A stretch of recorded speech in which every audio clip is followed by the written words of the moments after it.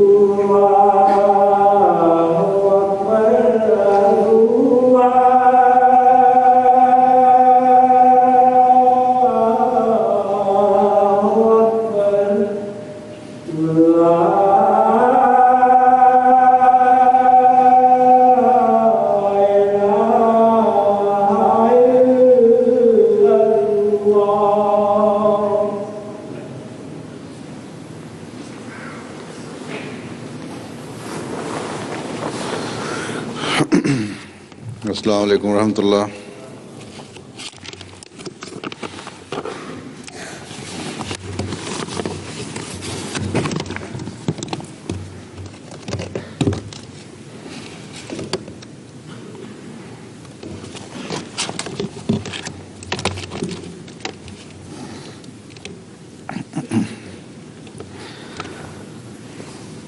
أشهد أن لا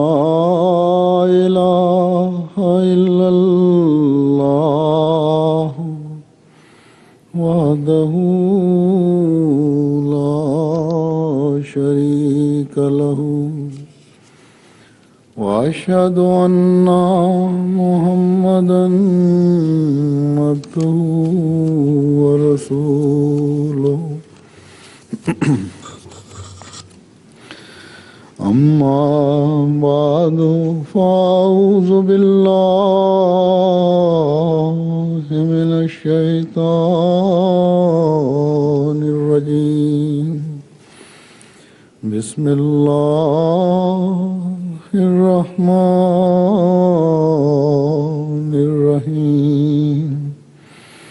الحمد لله رب العالمين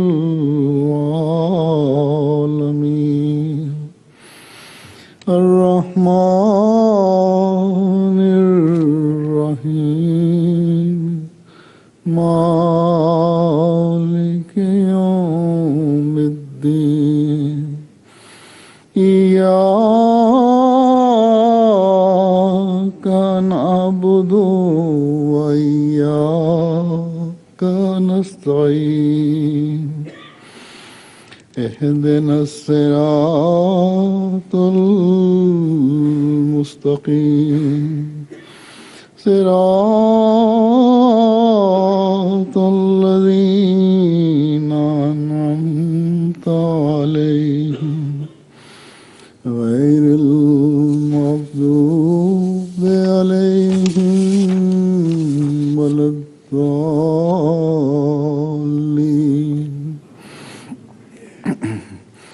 لن تنالوا البر حتى تنفقوا مما تحبون وما تنفقوا من شيء فإن الله به عليم.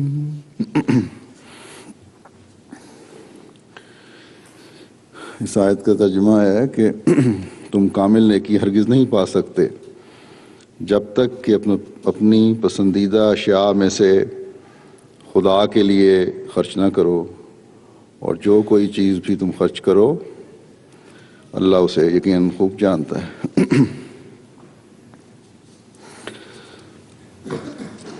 اللہ تعالیٰ کی راہ میں خرچ کرنا اللہ تعالیٰ کے بنیادی حکموں میں سے ایک حکم ہے. قرآن کریم کے شروع میں ہی اللہ تعالیٰ نے نماز کے حکم کے ساتھ ہی مالی قربانی کے بارے میں بھی فرما دیا. جیسے کہ فرمایا یقیمون الصلاۃ ومما رزقناہم ینفقون، نماز کو قائم کرتے ہیں اور جو کچھ ہم نے ان کو دیا ہے اس میں سے خرچ کرتے ہیں. تو اللہ تعالیٰ کا قرب پانے کے لیے، اس کی رضا حاصل کرنے کے لیے جہاں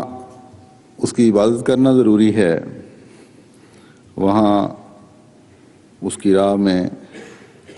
اپنی پاک کمائی میں سے خرچ کرنا بھی ضروری ہے. اور یہی چیز ہے جس سے تزکیہ نفس بھی ہوتا ہے. مال سے محبت کم ہوتی ہے اور اللہ کی رضا حاصل کرنے کی ایک مومن کوشش کرتا ہے. حضرت صلی اللہ علیہ وسلم کے زمانے میں بھی وقتاً فوقتاً قومی ضرورت کے لیے آپ صلی اللہ علیہ وسلم تحریک فرماتے تھے اور صحابہ بڑھ چڑھ کر اس میں حصہ لیتے تھے. کیا مرد اور کیا عورتیں اپنے مال قربان کرتے تھے. ایک دفعہ حضرت صلی اللہ علیہ وسلم نے عورتوں میں تحریک فرمائی کہ دین کو مالی قربانی کی ضرورت ہے. تو حضرت بلال نے جو اپنی چادر پھیلائی ہوئی تھی وہ عورتوں کے زیورات سے بھر گئی. عورتیں امٹی پڑتی تھیں، ایک دوسرے پر گرتی پڑتی تھیں کہ جو کچھ ہے وہ پیش کر دیں. ایک دفعہ آپ کی تحریک پر حضرت عمر اپنے گھر کا آدھا سامان لے کر حاضر ہوئے اور حضرت ابوبکر صدیق رضی اللہ تعالیٰ عنہ اپنے گھر کا کل اثاثہ اللہ اور اس کے رسول کے حضور پیش کرنے کے لیے لے آئے. حضرت صلی اللہ علیہ وسلم نے پوچھا اے ابوبکر گھر میں بھی کچھ چھوڑ کے آئے ہو؟ تو عرض کی کہ گھر میں اللہ اور اس کا رسول چھوڑ آیا ہوں، جس سے بڑھ کر کوئی اثاثہ نہیں ہے، جس سے بڑھ کر کوئی سامان نہیں ہے، جس سے بڑھ کر کوئی جائیداد نہیں ہے. حضرت عمر کہتے ہیں کہ جب میں اپنے گھر کا آدھا سامان لے کر حاضر ہوا تھا تو اس وقت میرا خیال تھا کہ آج میں ابوبکر سے آگے نکل گیا ہوں، لیکن کہتے ہیں کہ ابو بکر کی اس بات سن کر میں نے سوچا کہ میں ابو بکر سے کبھی آگے نہیں نکل سکتا۔ جب یہ آیت لن تنالوا البر حتی تنفقوا نازل ہوئی تو حضرت ابو طلحہ انصاری جو مدینہ کے انصار میں سے سب سے زیادہ مالدار تھے، ان کے کھجوروں کے باغات تھے جن میں سب سے عمدہ باغ بیرہا نامی تھا جو حضرت اللہ کو بہت پسند تھا اور مسجد نبی کے بالکل سامنے اور قریب تھا۔ حضرت صلی اللہ علیہ وسلم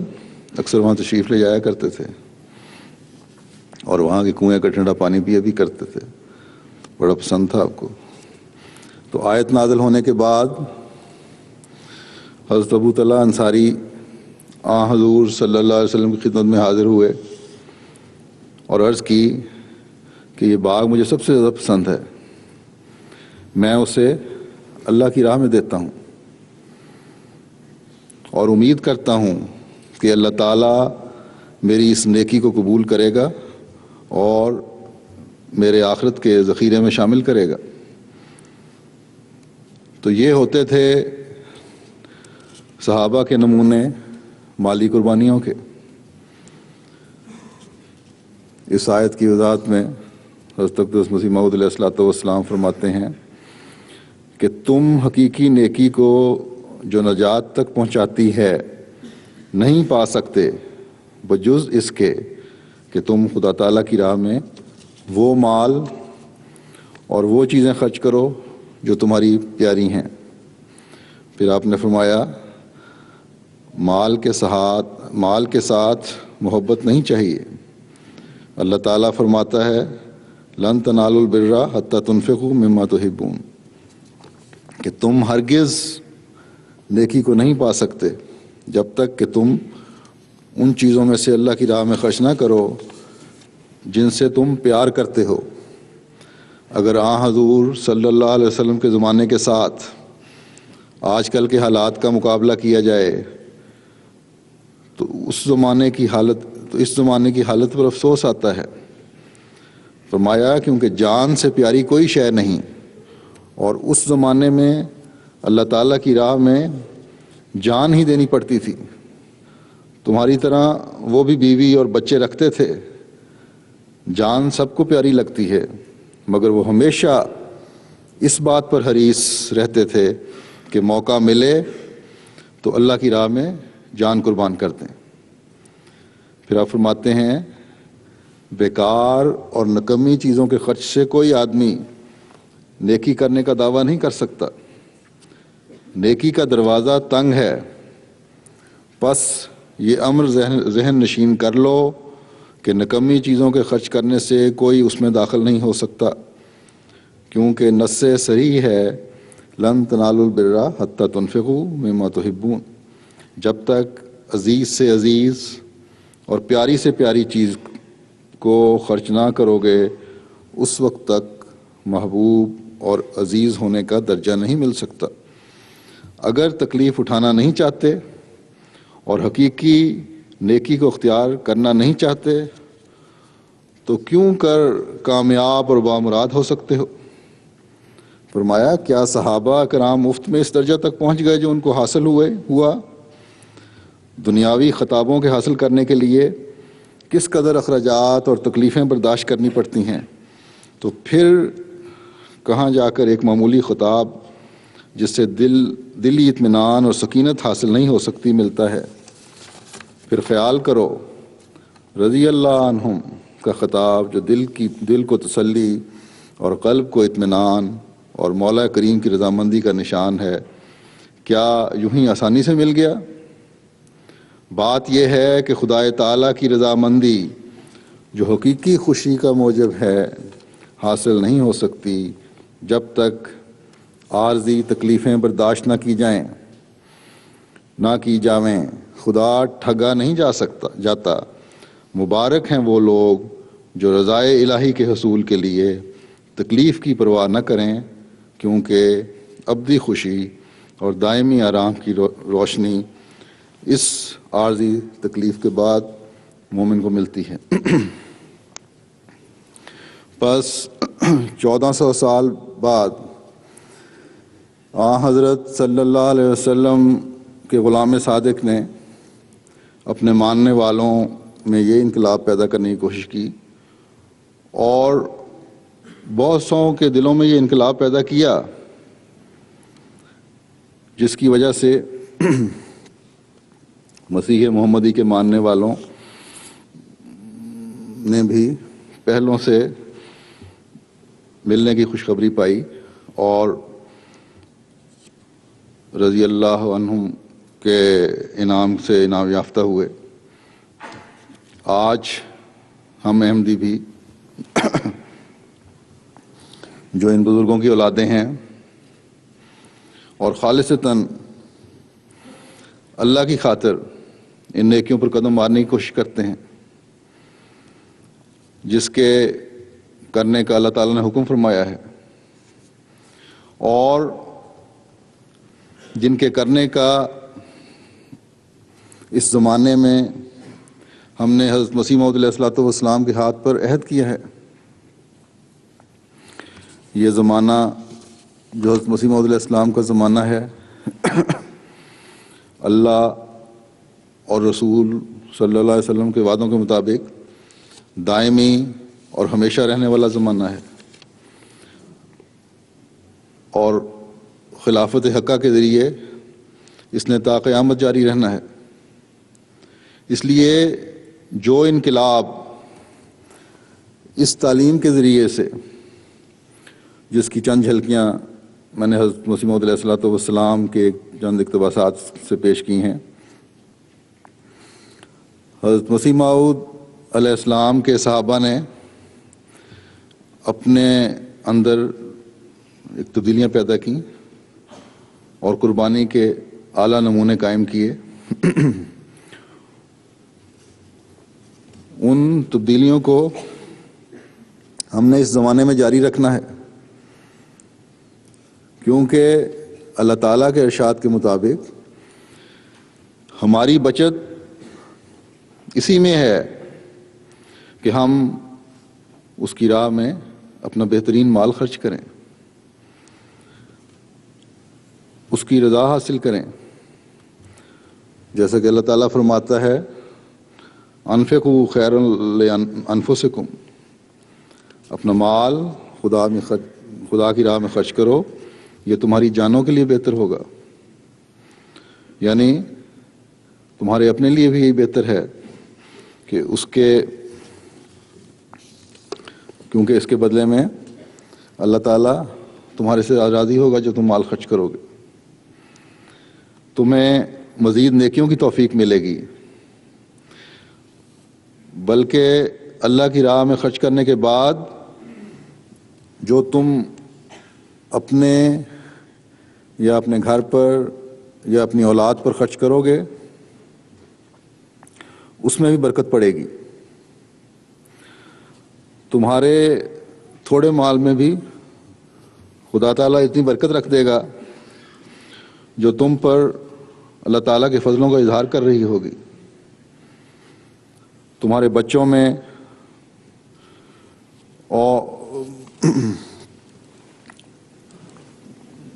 اور ان کی تربیت میں، یعنی بچوں کی تعداد میں بھی اور ان کی تربیت میں بھی اللہ تعالیٰ برکت ڈالے گا۔ غرض کہ یہ ایسی چیز ہے جس کے بارے میں تم سوچ بھی نہیں سکتے، کیونکہ یہ اللہ کا وعدہ ہے، جیسا کہ فرمایا وَمَن یُوقَ شُحَّ نَفْسِهِ فَأُولَٰئِکَ هُمُ الْمُفْلِحُونَ، اور جو لوگ اپنے دل کے بخل سے بچائے جاتے ہیں وہ کامیاب ہوتے ہیں۔ بس فلاح پانی ہے، اگر کامیابی حاصل کرنی ہے، اگر اللہ تعالیٰ کی رضا حاصل کرنی ہے، اگر اپنے مالوں اور اولادوں میں برکت ڈالنی ہے، تو اللہ تعالیٰ کی راہ میں خرچ کرنے میں کبھی کنجوسی اور بخل سے کام نہ لو۔ آج اس بخل سے بچنے کی احمدی کو سب سے زیادہ کوشش کرنی چاہیے، کیونکہ اس کو حضرت مسیح موعود علیہ الصلوۃ والسلام کو ماننے کے بعد مالی قربانی کا زیادہ فہم اور ادراک حاصل ہو گئے، اور اللہ تعالیٰ مالی قربانی کرنے والوں کو کس طرح کامیاب فرماتا ہے۔ فرمایا کہ ان تقرض اللہ قرضا حسنا یضاعفہ لکم ویغفر لکم واللہ شکور حلیم، اگر اللہ کو قرضہ حسنہ دو گے تو وہ اس کو تمہارے لیے بڑھا دے گا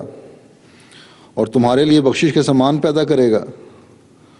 اور اللہ بہت قدردان اور ہر بات کو سمجھنے والا ہے۔ بس یہ مالی قربانی قرضہ حسنہ ہے، اللہ کو بظاہر مال کی ضرورت نہیں ہے۔ یہ ہمیں سمجھایا گیا ہے کہ اللہ کس طرح قدر کرتا ہے۔ یہ قربانی جو ہے اللہ تعالیٰ فرماتا ہے کہ کیونکہ تم نے میری خاطر کی ہے اس لیے میں اسے تمہیں واپس لوٹاؤں گا، اور اللہ تعالیٰ سب قدر کرنے والوں سے زیادہ قدر کرنے والا ہے، اس لیے اس کو کئی گنا بڑھا کر لوٹاتا ہے۔ ایک جگہ اللہ تعالیٰ نے فرمایا کہ 700 گنا، بلکہ اس سے بھی زیادہ کر کے لوٹاتا ہے۔ تو یہ قرضہ حسنہ کیا ہے؟ یہ تو ایک تجارت ہے، اور تجارت بھی ایسی جس میں سوائے فائدے کے اور کچھ ہے ہی نہیں۔ اس لیے کسی بھی قربانی کرنے والے کو کبھی یہ خیال نہ آئے کہ میں نے کوئی خدا پر احسان کیا ہے۔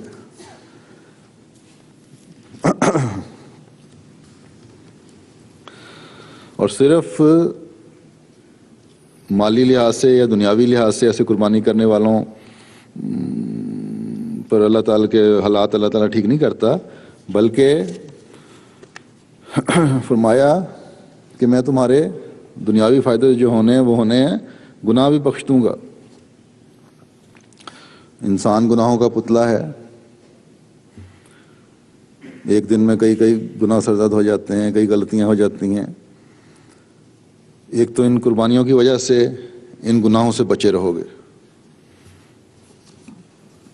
ایک نیکیوں کی طرف توجہ پیدا ہوتی رہے گی، دوسرے جو غلطیاں اور کوتاہیاں سرزد ہو گئی ہیں ان کی بخشش کے سامان بھی پیدا کر رہے ہوگے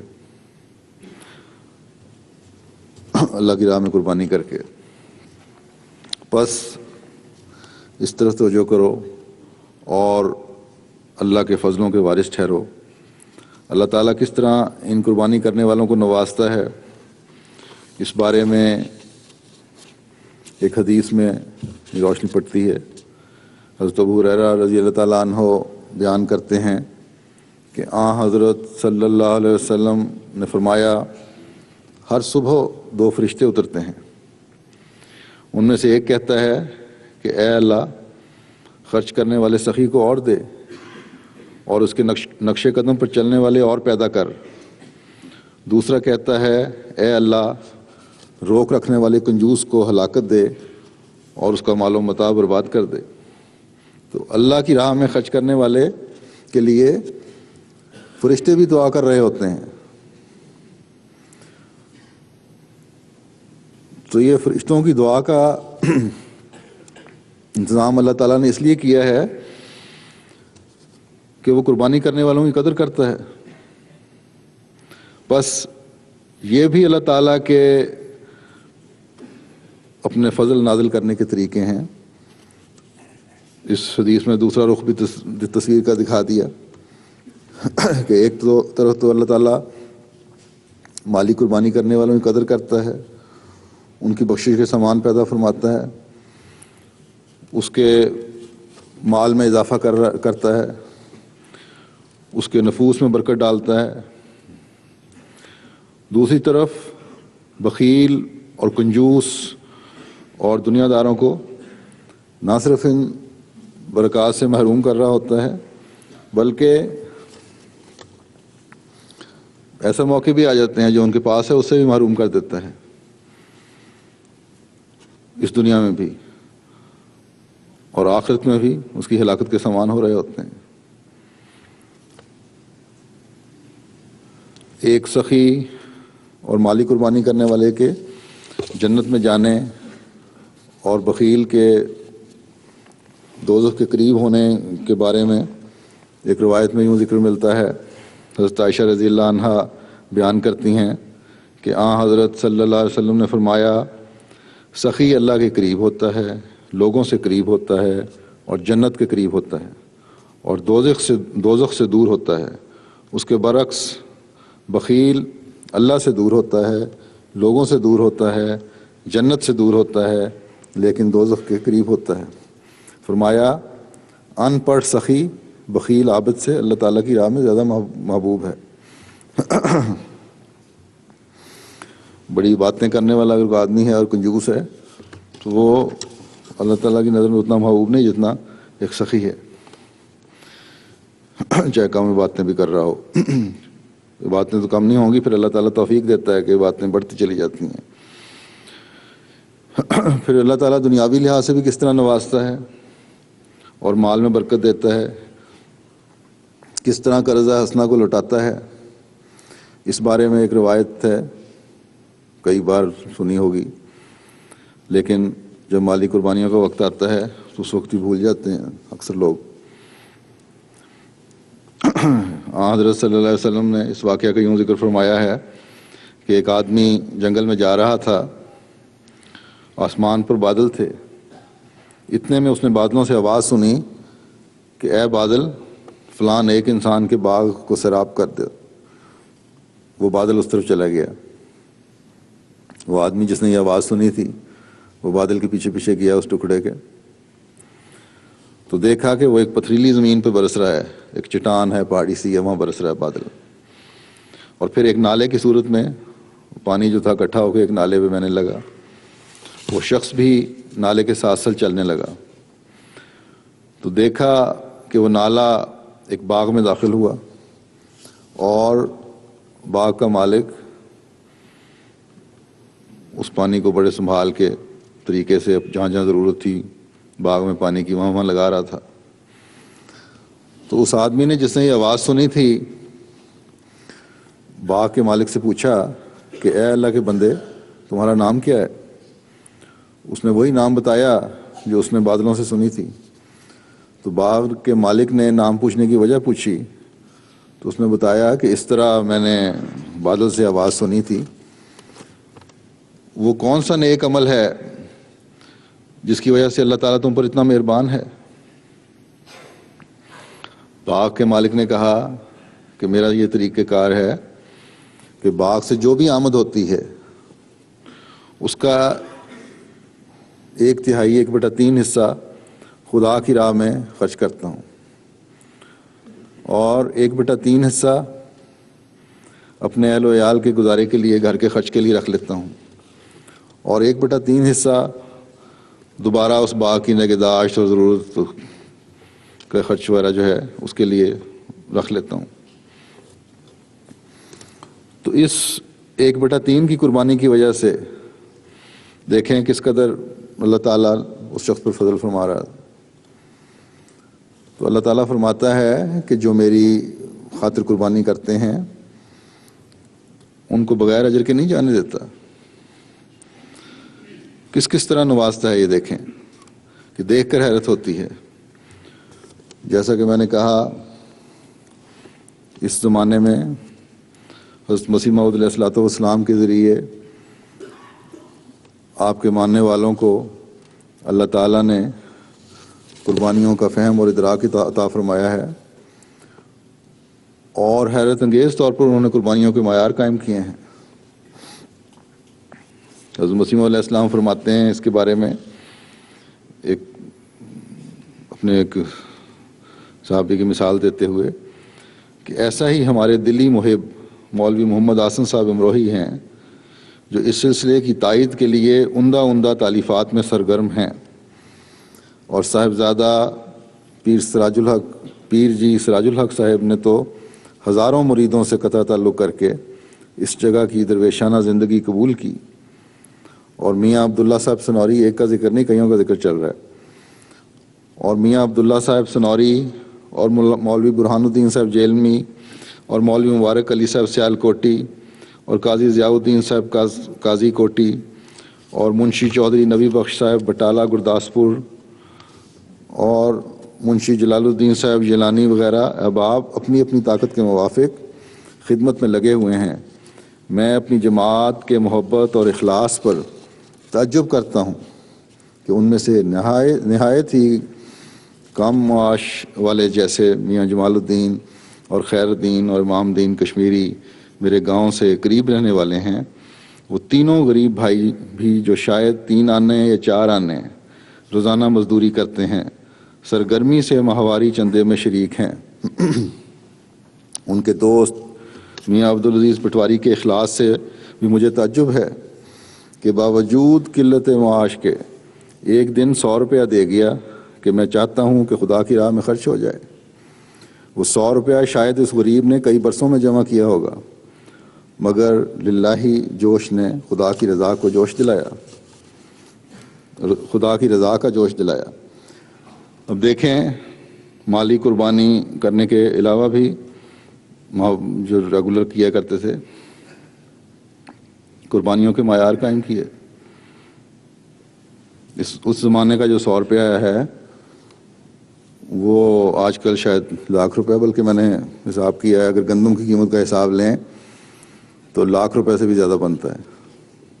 تقریباً 1.5 لاکھ روپے کے قریب۔ بس آج کے کمانے والے اس زمانے کی کمائی کو دیکھیں۔ ان میں سے بہت سارے بزرگ ہیں جن کی اولادیں یہاں بھی ہیں، یورپ میں، دوسرے ملکوں میں، اچھا کمانے والی ہیں، بڑے اچھے حالات میں ہیں، اور آج اپنی کمائی کو دیکھیں اور پھر اپنی قربانی کے معیاروں کا بھی اندازہ لگائیں۔ پھر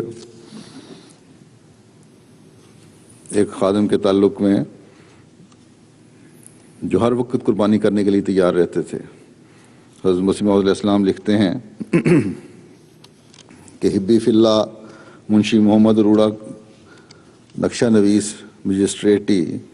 منشی صاحب محبت اور اخلاص، محبت اور خلوص اور ارادت میں زندہ دل آدمی ہیں، سچائی کے عاشق اور سچائی کو بہت جلد سمجھ جاتے ہیں، خدمات کو نہایت نشاط سے بجا لاتے ہیں، بلکہ وہ تو دن رات اسی فکر میں لگے رہتے ہیں کہ کوئی خدمت مجھ سے صادر ہو جائے۔ عجیب منشر صدر اور جان نثار آدمی ہیں۔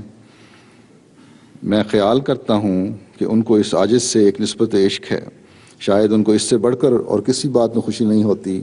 کہ اپنی طاقتوں اور اپنے مال اور اپنے وجود کی ہر یک توفیق سے کوئی خدمت بجا لائیں۔ وہ دل و جان سے وفادار اور مستقیم الاحوال اور بہادر آدمی ہیں، خدا تعالیٰ ان کو جزائے خیر بخشے۔ پھر منشی ظفر احمد صاحب کے بارے میں بات آتی ہے، ذکر آتا ہے کہ ایک دفعہ حضرت مسیح موعود علیہ السلام نے کسی ضرورت کے لیے رقم کا اظہار فرمایا کہ وہ جماعت ان کی دے ادا کر سکتی ہے، تو وہ لینے کے لیے گئے اور گھر جا کر بیوی کا زیور بیچ کر حضرت اقدس مسیح موعود علیہ السلام کی خدمت میں وہ رقم پیش کر دی، اور یہ نہ بتایا کہ کہاں سے یہ رقم حاصل ہوئی ہے، کس طرح حاصل ہوئی ہے۔ کچھ عرصے بعد جب ان کے دوسرے ساتھیوں کو علم ہوا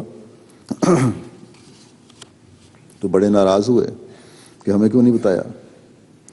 ہمیں کیوں ثواب سے محروم رکھا ہے۔ تو یہ جذبے تھے جو اس زمانے میں حضرت مسیح موعود علیہ السلام نے اپنے زمانے میں اپنے ماننے والوں میں پیدا کیے۔ حضرت ڈاکٹر خلیفہ رشید الدین صاحب جو حضرت خلیفۃ المسیح ثانی رضی اللہ تعالیٰ عنہ کے خسر تھے اور حضرت ام ناصر کے والد تھے، ان کے بارے میں حضرت مسیح موعود نے فرمایا ایک دفعہ کہ قربانی میں اس قدر بڑھ چکے ہیں کہ اگر آپ یہ نہ بھی کچھ دیں تب بھی ان کی قربانی کے معیار بہت اعلیٰ ہیں، وہ جو پچھلی ہو چکے ہیں وہی کافی ہیں۔ ایک دفعہ حضرت مسیح موعود علیہ الصلوۃ والسلام نے کسی مقصد کے لیے تحریک فرمائی، تو انہوں نے، ڈاکٹر صاحب نے، اپنی تنخواہ جو اس وقت ان کو ملی تھی، ڈاکٹر تھے، تو فوری طور پر حضرت مسیح موعود علیہ الصلوۃ والسلام کو پوری کی پوری تنخواہ بھجوا دی۔ تو جو قریب تھے کوئی ان کے موجود، انہوں نے کہا کہ کچھ اپنے لیے بھی رکھ لیں خرچ کرنے کے لیے، آپ کو بھی ضرورت ہوگی۔ انہوں نے کہا کہ آج خدا کے مسیح نے رقم کا مطالبہ کیا ہے دین کی ضرورت کے لیے، میری ضرورتیں دینی ضرورتوں سے بڑھ کر نہیں ہیں، اس لیے یہ ساری کی ساری رقم ابھی فوری طور پر بھجوا رہا ہوں جو میرے پاس موجود ہے۔ غرض کہ ایسے بہت سے واقعات ملتے ہیں جنہوں نے حضرت مسیح موعود علیہ الصلوۃ والسلام کے زمانے میں قربانی کے اعلیٰ معیار قائم کیے، اور ان کی قربانی کا ذکر کرتے ہوئے حضرت مسیح موعود علیہ الصلوۃ والسلام نے ایک دفعہ کسی نے اعتراض کیا کہ اس خلیفہ اول کے بعد تو ان کے پاس کوئی ایسا نہیں ہے جو اتنی قربانی کرنے والا ہو، تو اس معترض کا جواب دیتے ہوئے حضرت مسیح موعود علیہ السلام نے فرمایا کہ آپ کہتے ہیں کہ صرف ایک حکیم نور الدین صاحب اس جماعت میں عملی رنگ رکھتے ہیں، دوسرے ایسے اور ایسے ہیں، میں نہیں جانتا کہ آپ اس افتراء کا کیا جواب دیں گے۔ میں حلفاً کہہ سکتا ہوں کہ کم از کم 1,00,000 آدمی میری جماعت میں ایسے ہیں کہ سچے دل سے میرے پر ایمان لائے ہیں۔ حضرت مسیح علیہ السلام یہ اپنی زندگی کی بات کر رہے ہیں، اور آج اللہ کے فضل سے ایک تعداد کہیں کی کہیں پہنچی ہوئی ہے۔ اور فرمایا اور اعمال صالحہ بجا لاتے ہیں، اور باتیں سننے کے وقت اس قدر روتے ہیں کہ ان کے گریبان تر ہو جاتے ہیں۔ میں اپنے ہزارہا بیعت کنندوں میں اس قدر تبدیلی دیکھتا ہوں کہ موسیٰ نبی کے پیرو ان سے جو ان کی زندگی میں ان پر ایمان لائے تھے 1000 درجہ ان کو بہتر خیال کرتا ہوں، اور ان کے چہرے پر صحابہ کے اعتقاد اور صلاحیت کا نور پاتا ہوں۔ ہاں، شاذ و نادر کے طور پر اگر کوئی اپنی فطرتی نقص اور صلاحیت میں کم رہا ہو تو وہ شاذ و نادر میں داخل ہے۔ فرمایا میں دیکھتا ہوں کہ میری جماعت نے جس قدر نیکی اور صلاحیت میں ترقی کی ہے یہ بھی ایک معجزہ ہے۔ 1000 آدمی دل سے فدا ہیں، اگر آج ان کو کہا جائے کہ اپنے تمام اموال سے دستبردار ہو جاؤ تو وہ دستبردار ہو جانے کے لیے مستعد ہیں۔ پھر بھی میں ہمیشہ ان کو اور ترقیات کے لیے ترغیب دیتا ہوں، اور ان کی نیکیاں ان کو نہیں سناتا مگر دل میں خوش ہوتا ہوں۔ حضرت مسیح موعود علیہ الصلوۃ والسلام نے اپنی جماعت میں جو پاک تبدیلی پیدا کی اس کی نظیر نہیں ملتی، اس کی کوئی مثال نہیں ملتی، اور ہر زمانے میں یہ قربانی کرنے والے پیدا ہوتے رہے، ان میں امیر بھی ہیں اور غریب بھی ہیں۔ خلافت ثانیہ میں جب حضرت خلیفۃ المسیح ثانی رضی اللہ تعالیٰ عنہ نے ایک مالی تحریک فرمائی تو ہر طبقہ نے لبیک کہا۔ ایک بڑھیا جس کا گزارا بھی مشکل سے ہوتا تھا، شاید امداد سے ہوتا تھا، ایک مرغیاں رکھی ہوئی تھیں، اس کے انڈے بیچتی تھی، حضرت خلیفۃ المسیح ثانی کے پاس آئی اور عرض کی کہ میری یہ جو 1-2 مرغیاں ہیں ان کے انڈے بیچ کر یہ تھوڑے سے پیسے حضور کی خدمت میں اس تحریک کے لیے لائی ہوں۔ دیکھیں اس عورت کا جذبہ جو خلیفہ وقت کی طرف سے کی گئی تحریک میں پیچھے اس نے رہنا گوارا نہیں کیا۔ یقیناً اس کے اس جذبے کی وجہ سے اس کے وہ چند پیسے یا وہ چند انڈے جو تھے خدا تعالیٰ کے نزدیک کروڑوں روپوں سے زیادہ اہمیت رکھتے تھے، اور یہ واقعات ہر زمانے میں ہوتے ہیں۔ آج بھی ایسی عورتیں ہیں جو قربانیوں کی اعلیٰ مثال قائم کرتی ہیں۔ ایک خاتون نے اپنا بہت سا زیور خلافت رابعہ میں مختلف تحریکات میں دے دیا تھا۔ میری طرف سے بھی جب بعض تحریکات ہوئیں تو پھر کچھ زیورات جو باقی بچے ہوئے تھے دے دیے، پھر ان کو کچھ زیورات تحفہ ملے یا کہیں سے بھی دوبارہ بنائے تو وہ بھی اللہ کی راہ میں خرچ کر دیے۔ اسی طرح مردوں میں سے بھی بہت قربانیاں کرنے والے لوگ ہیں جنہوں نے اپنے سے توفیق سے بڑھ کر قربانیاں کی ہیں۔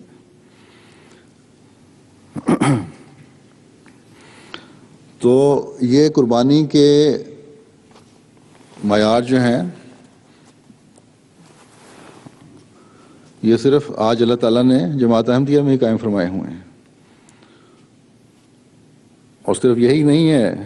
کہ یہ کسی پاکستانی یا ہندوستانی کو یہ فخر حاصل ہے کہ باپ دادا صاحب بھی تھے اس لیے ہماری نسلوں میں بھی وہ قربانی کے معیار چل رہے ہیں، بلکہ دنیا کے ہر ملک میں، ہر قوم میں قربانی کی مثالیں قائم ہو رہی ہیں۔ افریقہ میں وہاں کے غریب لوگ بھی جو ہیں وہ بھی آج اپنی مرغیاں یا مرغیوں کے انڈے یا ایک آدھ بکری جو ان کے پاس ہوتی ہے وہ لے کر آتے ہیں کہ پیسے تو نقد ہمارے پاس ہیں نہیں، یہ ہمارے چندے میں کاٹ لیں۔ پھر افریقنوں میں ایسے خوشحال مرد اور عورتیں بھی ہیں جنہوں نے بڑی بڑی مالی قربانیاں دی ہیں اور دے رہے ہیں۔ مسجدوں کے لیے پلاٹ خریدے، مسجدیں بنائیں اور بڑی بڑی مسجدیں بنائیں کافی بڑی رقم سے۔ ابھی اسی سال بھی ایک عورت نے افریقہ میں ایک ملک میں ایک بڑی خوبصورت مسجد بنا کے جماعت کو پیش کی ہے۔ تو یہ انقلاب حضرت مسیح موعود علیہ الصلوۃ والسلام کے ماننے کے بعد ان لوگوں میں آیا ہے، اور جیسا کہ حضرت مسیح موعود علیہ الصلوۃ والسلام نے فرمایا کہ میری جماعت نے جس قدر نیکی اور صلاحیت میں ترقی کی ہے یہ بھی ایک معجزہ ہے۔ ہزارہا آدمی دل سے فدا ہیں۔ اگر آج ان کو کہا جائے کہ اپنے تمام اموال سے دستبردار ہو جائیں تو وہ دستبردار ہو جانے کے لیے مستعد ہیں۔ تو حضرت مسیح موعود علیہ السلام کی اس پیاری جماعت نے یہ نمونے حضرت مسیح موعود کی زندگی میں ہی قائم نہیں کیے، بلکہ آج بھی یہ نمونے قائم ہیں، اور یقیناً یہ ان دعاؤں کے پھل ہیں جو حضرت اقدس مسیح موعود علیہ الصلوۃ والسلام نے اپنی جماعت کے لیے کی ہیں۔ جب بھی کوئی مالی تحریک ہوئی، حضرت مسیح موعود علیہ الصلوۃ والسلام کے ان پیاروں نے ہمیشہ لبیک کہا۔ اس سلسلے میں آج میں بھی آپ کو ایک مالی تحریک کی طرف توجہ دلانا چاہتا ہوں، ناروے کی جماعت کو۔ ایک ایسی مالی تحریک جس کا دورہ ثواب ہے، جس سے آپ جنتوں کے دورے وارث ہو رہے ہیں۔ ایک تو مالی قربانی کر کے، اور دوسرے اس خاص مقصد کے لیے قربانی کر کے جس کے بارے میں اللہ کے رسول صلی اللہ علیہ وسلم نے فرمایا ہے کہ اس نے اپنے لیے جنت میں گھر بنا لیا۔ یعنی مسجد، فرمایا کہ جو مسجد بناتا ہے تو کی تعمیر کرتا ہے وہ اپنے لیے جنت میں گھر بناتا ہے، ویسا ہی جماعت احمدیہ ناروے نے چند سال پہلے اپنی ضرورت کے پیش نظر حضرت خلیفۃ المسیح رابع رحمہ اللہ تعالیٰ کی اجازت سے، بلکہ شاید حضور رحمہ اللہ کے کہنے پر ہی، بہرحال مجھے مستحضر نہیں اس وقت، ایک مسجد بنانے کا وعدہ کیا تھا، لیکن بدقسمتی سے یہ وعدہ پورا نہ ہو سکا۔ ہر ایک نے دوسرے کو الزام دینے کی کوشش کی۔ بہرحال یہ ایک لمبی کہانی ہے، اور سوائے بیسمنٹ کے جو بھی آتے ہوئے میں نے دور سے ہی دیکھی ہے، اور وہ بھی اب کافی بری اور ناگفتہ حالت میں ہے، کچھ تعمیر نہیں ہو سکا۔ اس میں کوئی شک نہیں کہ افراد جماعت نے بہت مالی قربانیاں کی ہیں، لیکن شاید اپنی طاقت سے بڑھ کر منصوبہ بنا لیا تھا، اس لیے پورا نہیں کر سکے۔ لیکن ایک احمدی جب ایک دفعہ عہد کرتا ہے اور اللہ تعالیٰ پر توکل کرتے ہوئے وعدہ کرتا ہے تو اس کو پورا کرنے کی سرتوڑ کوشش کرتا ہے، پھر اپنی پوری صلاحیتوں کے ساتھ اس وعدے کو پورا کرنے کی کوشش کرتا ہے۔ لیکن شاید آپ لوگوں کی اس طرف پوری طرح توجہ نہیں ہوئی یا صحیح طریقے سے یاد دہانی نہیں کروائی گئی،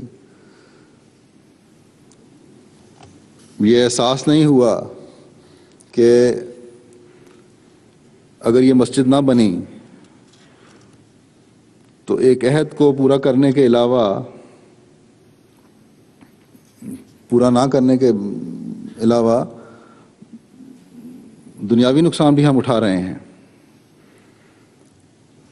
کیونکہ اس پہ بھی جو کچھ بن چکا ہے یا زمین وغیرہ خریدی، اس پہ بھی کافی رقم خرچ ہو چکی ہے، اور پھر استعمال کے قابل کیوں نہیں رہی، جگہ نہیں ہے کیونکہ، اس لیے وہ ضائع بھی ہو رہی ہے۔ دوسرے کونسل نے بھی کئی دفعہ سوال اٹھایا ہے، اور دوسری تنظیمیں بھی جو نہیں چاہتی کہ جماعت یہاں مسجد بنائے، یہ جگہ ان کو کسی اور مقصد کے لیے استعمال کرنا چاہتے ہیں، مختلف اوقات میں اخباروں وغیرہ میں شور مچاتے رہتے ہیں یا اور طریقوں سے شور مچاتے رہے ہیں، اور جو خرچ ہے جو اب تک ہو چکا ہے وہ اس قدر ہے کہ اس کی موجودہ قیمت اگر آپ اس کو بیچیں بھی تو نہیں مل سکتی۔ اس لیے یہ محاورہ ہے نا کہ نہ نگلے بنے نہ اگلے بنے، یہ وہی ہو رہا ہے۔ لیکن مجھے یقین ہے، اور جماعت احمدیہ کی 100 سالہ تاریخ اس بات پر گواہ ہے کہ جماعت کے افراد نے، جماعت نے جب بھی ایک منصوبے کے تحت ایک ہو کر ایک عزم کے ساتھ کسی کام کو شروع کیا ہے تو اسے اللہ تعالیٰ کے فضل سے پھر انجام تک پہنچایا ہے۔ اور اگر آپ بھی اب اس ارادے اور پختہ ارادے سے اس کام کو شروع کریں تو یہ مسجد یقیناً بن سکتی ہے۔ میں نے آپ میں سے اکثریت کے چہرے پر، مردوں، عورتوں، بچوں کے، نوجوانوں کے اخلاص و وفا کے جذبات دیکھے ہیں۔ میں نہیں سمجھتا کہ آپ کے اخلاص و وفا میں کوئی کمی ہے یا کسی سے بھی کم ہے۔ بعض ذاتی کمزوریاں ہیں، ان کو دور کریں، ایک دوسرے سے تعاون کرنا سیکھیں، مضبوط ارادہ کریں تو اللہ تعالیٰ پہلے سے بڑھ کر آپ کی مدد فرمائے گا، اور اپنے وعدوں کے مطابق ایسے ذریعوں سے آپ کے رزق کے اور آپ کے کام کی تکمیل کے اور آپ کے اس وعدے کو پورا کرنے کے سامان پیدا فرمائے گا کہ جس کا آپ سوچ بھی نہیں سکتے۔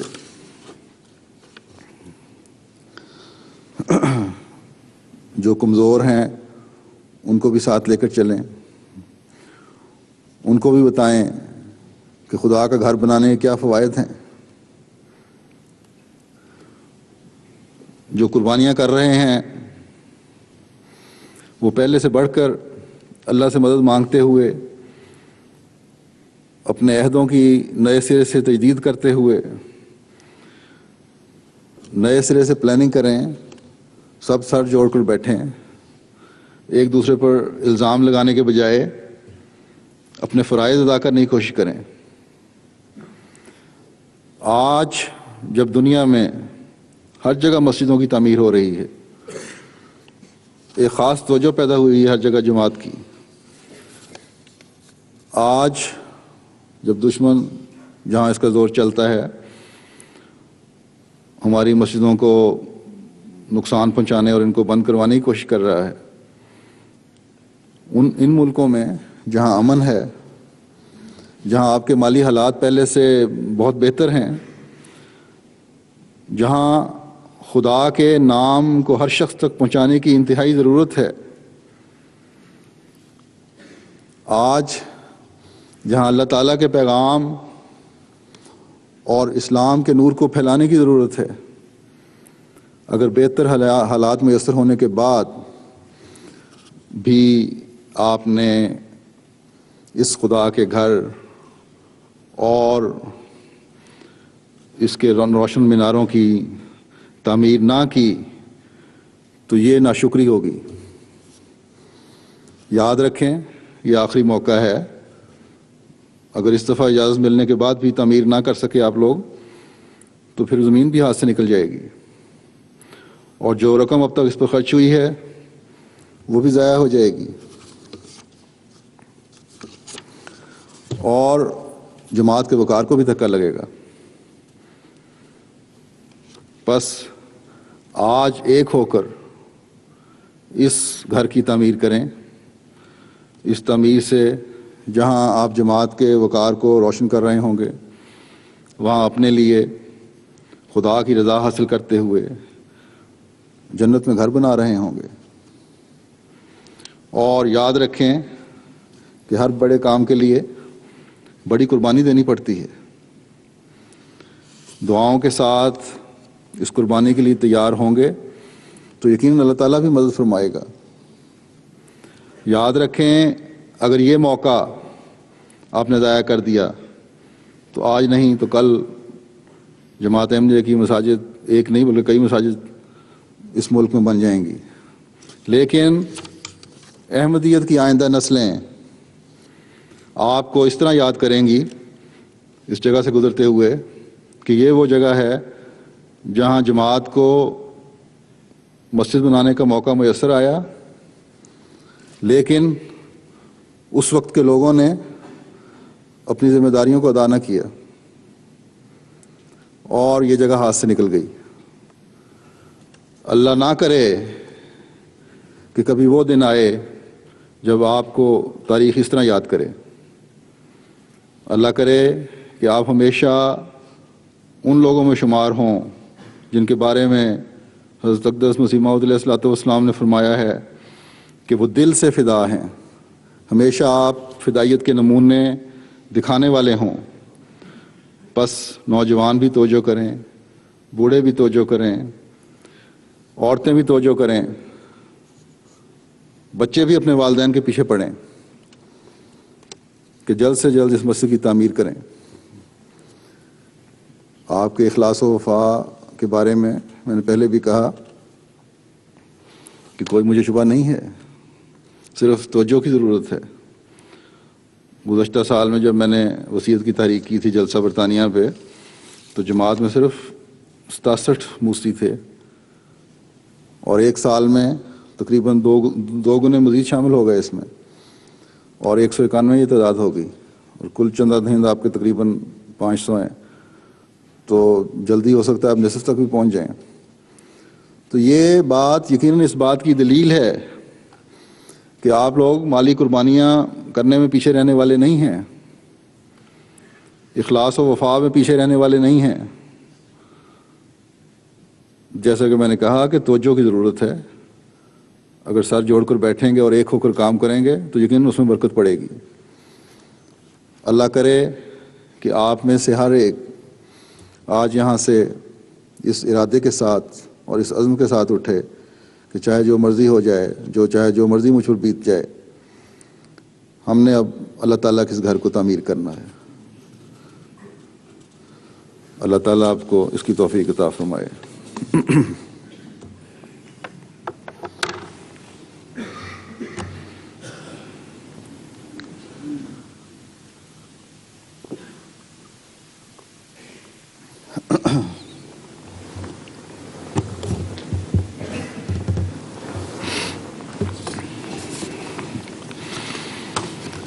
الحمد لله